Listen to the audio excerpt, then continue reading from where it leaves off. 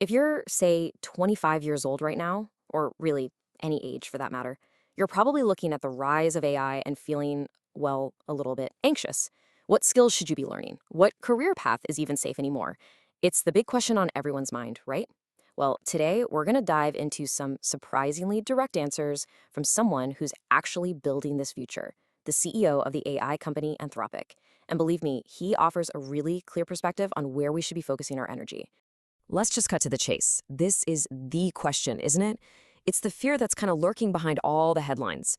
Are the robots, the algorithms, these massive language models, are they going to make your skills totally obsolete? And look, according to Dario Amodei, the CEO of Anthropic, we just can't ignore the reality here.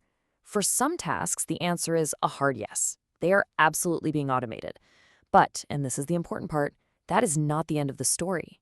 The crucial thing is understanding which tasks, and maybe even more importantly, what's left for us humans to do. Okay, so if the ground is shifting right under our feet, where do we find some solid footing?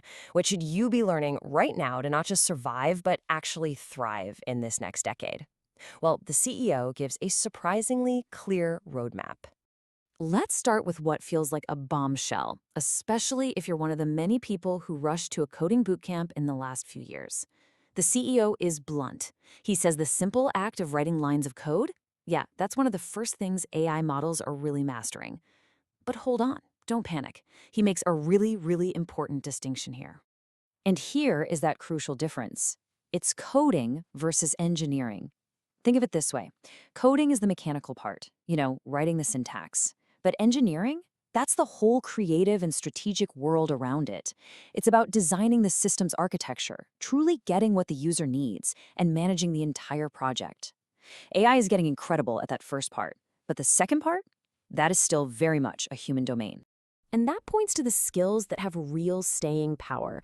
We're talking about things like empathy, really understanding a user's frustration, or creativity, designing a product that people will actually love, and leadership, managing teams, whether those teams are made up of people or, down the road, a mix of people and AI agents.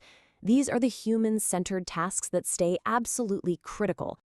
So this all boils down to a really important economic idea called comparative advantage.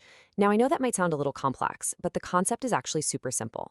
It means that even if an AI can do 95% of a job better than you, your ability to do that last 5% better, or maybe just differently, gives you a massive advantage. Your small human input can be the most valuable part of the whole process. This chart really visualizes the future of so many jobs. You can see it right here. The vast majority of the heavy lifting, all that raw production, that's going to be handled by AI. But that little slice, that 5%, that's you. That's your judgment, your direction, your critical insight guiding the whole operation. And here is why that 5% is so incredibly powerful. The CEO says that by focusing only on that high leverage guidance, you could become 20 times more productive. You see, you're not being replaced. You're being amplified. Your strategic input gets leveraged across all 95% of the work that the AI is doing. It's a game changer. Okay, so we get the principle, but let's get practical. Let's get down to brass tacks. If you're that 25-year-old trying to plan your next decade, where should you actually place your career bets? Let's dig into the CEO's direct advice. He points to a few key areas. First up, the AI supply chain itself, the actual physical stuff that powers this whole revolution, like designing the next generation of semiconductors. Second, he points to deeply human-centered professions, jobs that require real empathy and connection. Third, roles in the physical world, which are just plain harder to automate. And finally, the real sweet spot, jobs that blend all of these things together. But beyond any specific industry, the CEO argues there's one foundational skill that is becoming more valuable than absolutely anything else. Because let's be real, we are entering a world where AI can create incredibly convincing text, images, and videos in a matter of seconds. Which leads us to this massive, massive challenge. When anyone can generate anything, how do you navigate all that noise? How do you avoid getting fooled or scammed or just simply believing something that isn't true because a very convincing AI generated it? And the answer, according to the CEO, is critical thinking. It's having the street smarts to question what you see, the analytical ability to tell truth from really sophisticated fiction. This is not a soft skill anymore, okay? This is a fundamental survival tool for the modern world.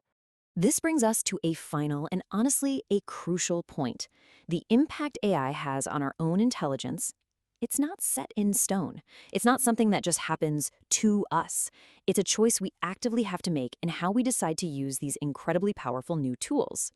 We're basically facing two paths. On one side, you've got de-skilling. That's what happens when we just carelessly outsource our thinking, right? We let the AI write our essays or code our projects without even engaging our own brain. But the other path is enrichment. And that's where we use AI as a collaborator to push our own skills, to learn faster, and to basically augment our own intellect. The choice is completely ours. And hey, don't think for a second that working with AI is just effortless. The CEO shares this fantastic analogy. He says using these tools effectively is a skill in itself. It's like an instrument you have to learn to play. You have to practice, you have to develop a feel for it, and you have to understand its nuances to create something beautiful, or in this case, something really useful. So ultimately, it all comes down to this. We are building machines that are absolutely phenomenal at generating answers.